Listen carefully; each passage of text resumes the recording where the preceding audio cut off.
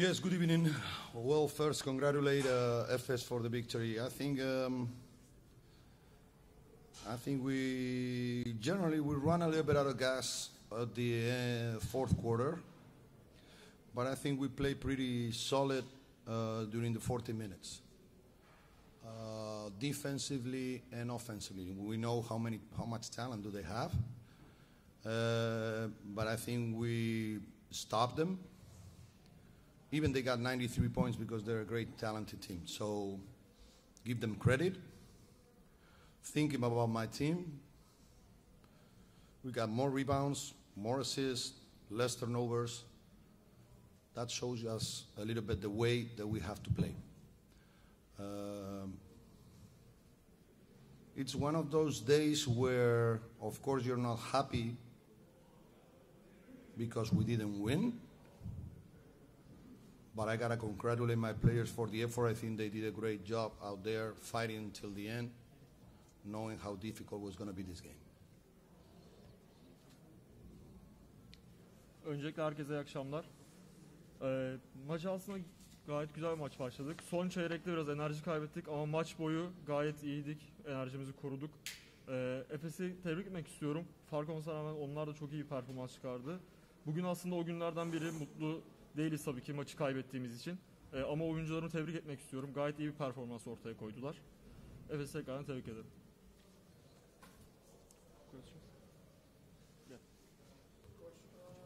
That was a great game. I would like to ask you a couple of questions, but first, let's step by step. I think, did you ever remember last year's playoff matchup with this game? Because it was the memories and same intensity, same kind of game. Well, like I said before the game, Efes Real Madrid is becoming a classic in EuroLeague. Probably we all remember that series of playoff where they really outplayed us here. We went 2-0. And when nobody expected Real Madrid to come back with all the problems that we have, injuries and all that, we were there to compete. And we fight until the last ball that even my son remembers Simon's shot.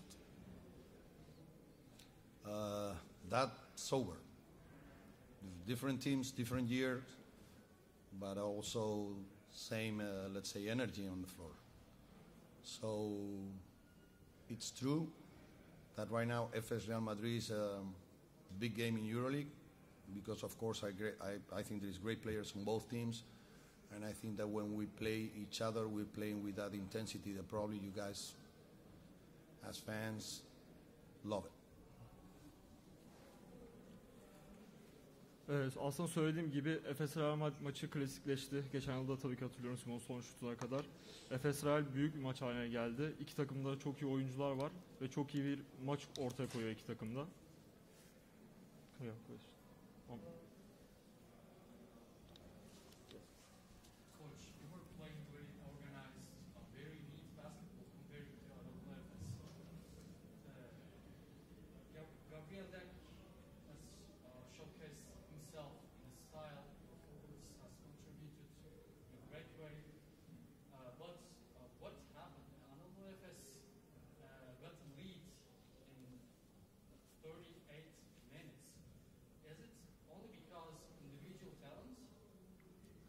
Well, that would be pretty stupid just thinking about only individual talent. But a lot of times players decide games. That's for sure. I don't think today was that kind of day. I think we control a lot of good things. Probably everybody will talk about Misic's game. He played very good. Probably talk about Gavidek playing a great game. But as a team, I think that in the situation that we arrived here, we played pretty solid. Like I said, we run a little bit out of gas at the end, thinking that we didn't execute that well, and we were not able to draw fouls, penetrate and fight, let's say, more open jumpers. We got them. We didn't make them. But still, I think that at the end, we got to play a little bit better to win these kind of games. Aslında sadece kişilerle maç boyu değildi. Maç için son şutuna kadar. Gayet güzel maç çıkardık aslında takım olarak da. Bazı durumları iyi beceremedik ama bugün o günlerden biriydi gerçekten kaybımızdaki. Aslında takım olarak da gayet hani 38 dakika haricinde gayet güzel bir maç çıkardık. Son 2 dakikaya bakmazsın. Koç falan. Coach, yes. There was Sergio Llull on the bench and Clay Tompkins, they didn't play. Did they have an injury? No, they're okay. And I wait for them for Thursday for sure. We got to think about the calendar that we have, the teams we're facing, and I cannot run out of gas every guy every night. For me, Sergi and Trey are very important for us, but above Sergi and Trey and the others is the team. So I understand your question because they didn't play a minute, but for me it's very important Sergi and it's very important Trey, like the other guys. For me the team is above any player. Onları iyiler, bir sıkıntıları yok. Aslında diğer maçta bekliyoruz. Bütün oyuncularıyla aslında biz tam bir takımız. O yüzden bütün takım bir enerji ortaya koyuyor. İşte, Well, yes. This was maybe, correct me if I'm wrong, but the best offensive game of Real Madrid in maybe 2 months. What do you think? Of course, the shots went in, but what was the factor behind it? It was playing against Efes or the fans, or how did you? Well, I think we play very organized the whole game. Probably we close our playbook, let's say, and it helped us today. We had open shots, which is important. And also we were able to control defensively, rebound, and able to run. So when you talk about offensive games, like today that we got 90 points, a lot of times you play a great offensive game and you score 70. It depends. Back on those days, I was coaching Real Madrid and everybody was talking about my great offensive game. But they were talking shit about our defense. Teams change during the years, and at the end you have to have a style where, let's say, how would you say, where you stand on your principles. And I think that today we stayed on our principles, understanding that we were facing a great team and we have to adjust defensively, but also we were able to play our basketball. Bence organize bütün bir oyun ortaya koyduk. Oyunumuza sadık kaldık. Ofansta kontrollüydük. Çoğu zaman ofans anlamında da takımlar performans sergilese bile etmeyebiliyor. Herkes aslında benim ofansif anlamdaki oyunumu söylüyor ama defansların kötü olduğundan bahsediyorlar. Takımlar yıl içinde değişebiliyorlar tabii ki ama biz prensiplerimize sadık kaldık. Can we say that there were assignments of Yabusele on Larkin and Mitsic in the beginning of the game especially, and you're not a team that switches that very often. Yep. You switched from the beginning, very beginning with Ion. Yeah. Well, I think we execute the plan very well because we were able to somehow break their rhythm. I think when you have these kind of players, Misic, Larkin, Bebois, Simon, Moorman, they play and they have been playing together for years and they know. And let's say our first thing in our plan was cut that rhythm, make them see something different. And I think we did a good job from the beginning. And we broke a little bit that rhythm that is very hard to match against. I'm going to put an example going back like you were talking about last year playoff. It's hard for me but we got blowout both games here, 2-0. And we didn't play that bad. And we got blowout. So we understood that you have to somehow change something against some teams. Today, might be tomorrow. And I'm always going to ask my players to be ready to that plan, and they were ready. And a lot of times I say that sometimes you practice during the year something that you never will use. That would be a good sign. if you don't need to put something that you practice, but maybe it's your, let's say, plan B. I think that today we stay very good on our plan. And of course we did some changes defensively, but also offensively we were very good on don't turn the ball over and pass the ball around and find for open jumpers.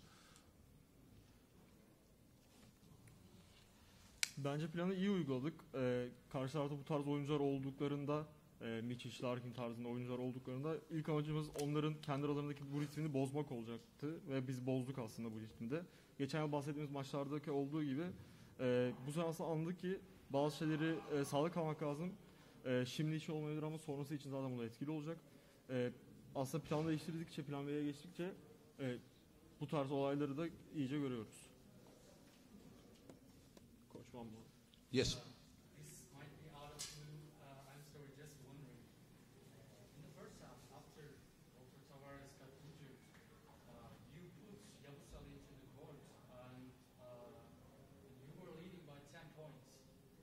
Then Anadolu Efes got back into the game with Tibor Plyce at the center. And you called a timeout. And you still you kept the lineup the same. But you could have chosen the easier way, which might be throw Poirier into the court.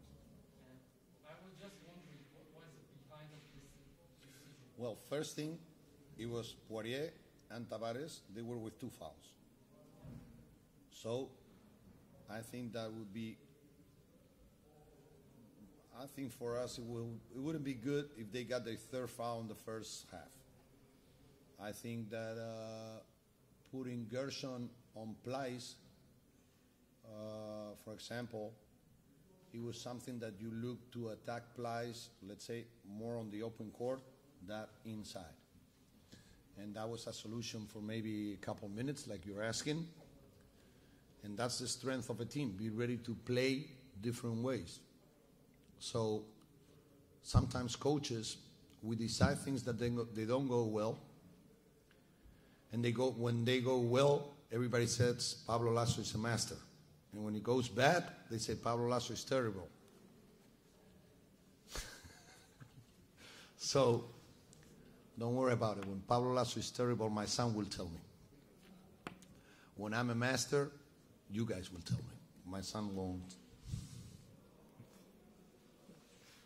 İlk olarak Talat Öztoprak'ın 2 faulü vardı zaten. Geçen Plyce'ın öne koymak aslında belki birkaç dakikalık için çözüm olabilirdi ama takım olarak oynarken bu tarz seçimler yapıyorsunuz. Antrenör olarak yönetirken de maçları iyi oynadığınız zaman herkes tebrik ediyor, çok iyi diyor ama kötü oynadığınızda herkes de laf ediyor. Bu şekilde işte. Okay? Thank you.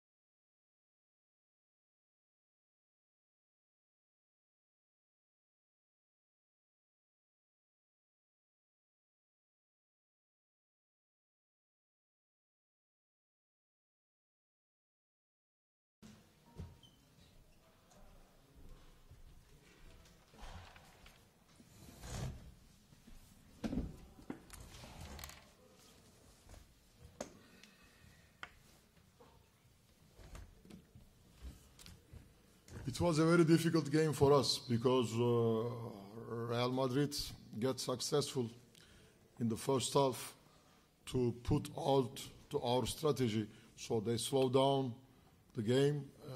We didn't find our aggressivity in offense, especially our running game. All possession starting to the second, they start to make switch. And in that period, we tried to attack with our guards to their bigs. And in that period, so we missed all shots with Larkin, Micic in the beginning. Tavares, he made three block shot on the layup. And they scored 51 points. So first half, we played in Real Madrid tempo. But in the second half, we improved our defense. We start to steal the ball. We start to play more aggressive to their guards. And, of course, about the offense, the most important things, it was that, Micic, he played a great game tonight. But after the 25th minutes, in the middle of the third quarter, also Larkin come back to game. He start to score. He start to penetrate. He start to open to Real Madrid defense. And in that period, Moerman, he found important shots. And then we come back to game. So last quarter, we played great defense. We kept the rebounds. And we found our tempo to play our running game. Bu akşamki maç bizim için çok zor bir maç oldu. Bu bir gerçek. Özellikle Real Madrid birinci yarı bizim stratejimizi çok bozdu. Hücumdaki oyunumuzu yavaşlattılar. Ve normalde hücumda oynadığımız agresif oyunu oynayamadık. Guardlarımıza pick and roll'lerde switch yaptılar ve kısalarımızı uzunlarla eşleştiler. Ve burada özellikle Micic ve Şeyin içeri penetrelerinde maalesef sayı bulamadılar ve Real Madrid ilk yarıda 51 sayı buldu. Ancak ikinci yarında tamamen farklı bir maç vardı. Savunmadaki agresifliğimizi arttırdık, özellikle oyun kurucularına baskıyı arttırdık. Ve Micic hücumda çok iyi oynadı, bunu söyleyebilirim. Ama şunu da söylemek isterim ki özellikle Shane Larkin 25. dakikadan sonra geri döndü ve şutları girmeye başladı ve içeriden penetre sonrasında yine sayılar bulmaya başladı. Ve maçın bu kısmında Moerman'ın attığı üçlükle geri geldik. Son çeyrekte de yine söylediğim gibi aslında kendi oyunumuzu oynadık. Savunmada baskıyı arttırdık ve hücumda hızlı geçiş hücumlarından sayılar bulduk ve maçı kazandık. Hocam tebrikler, yine yoğun bir maç, güzel, çok güzel bir galibiyet. Demin Pablo Lasar'a da sordum. Yabusele'yi Micic ve Larkin üzerinde görünce geçen senenin playoff anıları canlandı mı kafanızda? Orada da Garuba'yı yine aynı şekilde guardlarımızın üzerine göndermişler. Çok bozmuşlar görünüyordu. Tabii yani geçen senekine benzer bir sistemde savunma yapmaya çalıştılar. Özellikle sadece Yabusele değil, yani ikili oyunların hepsinde birçok pozisyonda maçın başında Tavares kaldı. Yani Larkin'in karşısında veya Micic'in karşısında buna yönelik bir savunma kurgusu içinde başladılar. Nitekim de başarılı da oldular söylediğim gibi maçın ilk yarısında. Ama sonuçta bizim çok iyi kısalarımız var ve ikinci yarıda bunu delmeyi başardık ve sonuçta istediğimiz sayıya ulaştık. Sorabilirsiniz başka soru yoksa. Başka sorum şu. Elijah Bryant biraz gelişi sonradan oldu, alışması zaman aldı. Kupa finalinde, yarı finalde çok oynamasına rağmen oynamadığı gibi bir süreçten geçti ama bu akşam hem o sonuçta soktu ama ondan sonra da yanılmıyorsam Ayon'u mesela blokladı. Tavares'i blokladı. Elijah Bryant için yorumunuz var mı? Yani Elijah Bryant buraya geldiği zaman geçtiğimiz sezon Euroleague'de Maccabi Tel Aviv'de 10 sayı, 3 asist, 4 rebound ortalamayla oynayan bir oyuncuydu. Çok tecrübeli bir oyuncu. Ama tabii ki sonuçta şampiyon bir takıma, kemikleşmiş bir kadroya gelip orada o sistemi anlamak kolay değil. Zaman içerisinde o sistemi kavradı. Bir de tabii ki şu var, yani aynı pozisyonda bizde bizim temel oyuncumuz, alışkın olduğumuz oyuncum Krostav Simon'du. O dönemlerde zorluk çekti. Ama Simon'un sakat olmuş olduğu işte Türkiye Kupası maçlarında veyahut da işte geçtiğimiz haftalarda da geçen hafta Kaunas'ta da iyi oynadı Elijah Bryant. Orada takıma entegre oldu. Anderson'u da özellikle savunmada ve reboundlarda kullanmaya başladık. Onun için yani benim için bir sürpriz değil. Yani Elijah Bryant zaten kalitesi, kumaşı belli olan bir oyuncu. Buyurun. Hocam öncelikle kutlarım, müthiş bir atmosferdi. Ben geçen haftaki basın toplantısını izledim Kaunas'taki. Bu seneki problemlerimizden birisi de ana 5 numaramızı bulmaktaki problemdi. Ana 5 numaramızı bulamamak dediniz. İşte genç Petrus'e beklediğimiz katkıyı alamadık. İşte Brian Dunstan yine bazı maçları iyi, Tibor Plyce bazı maçları geçen sene Sertaç vardı. Sezonun geri kalan kısmı için kafanızda bu konuda neler var? Hani daha öne çıkmış birisi var mı, yoksa maç konuşmayacaksınız ya da transfer dönemi bitmeden önce herhangi bir arayışınız olmuş muydu 5 numara konusunda? Şimdi sezonun geri kalanı için taktiksel olarak bakacağız artık bundan sonra. Bugün de maçın içinde daha çok işte hücuma ihtiyacımız olduğu dönemlerde Plyce'ı kullandık.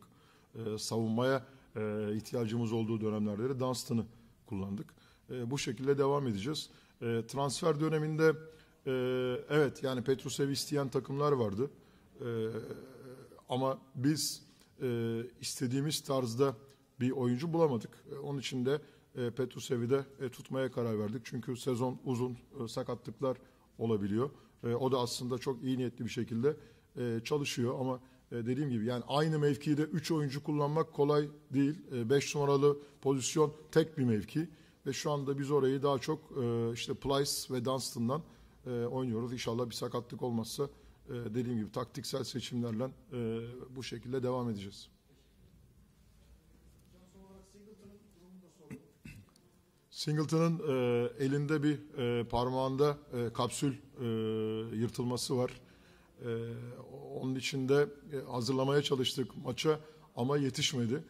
Şu anda topu tutamıyor. Yani sağ elinde olduğu için topu tutamıyor. Onun için de yani Milano maçında da açıkçası oynamasını zor görüyorum. Artık herhalde önümüzdeki haftaya hazır olur diye düşünüyorum. Çok ciddi bir sakatlık değil ama topu tutamadığı için bu akşam onu kadroya almadık. Teşekkürler. Başka soru.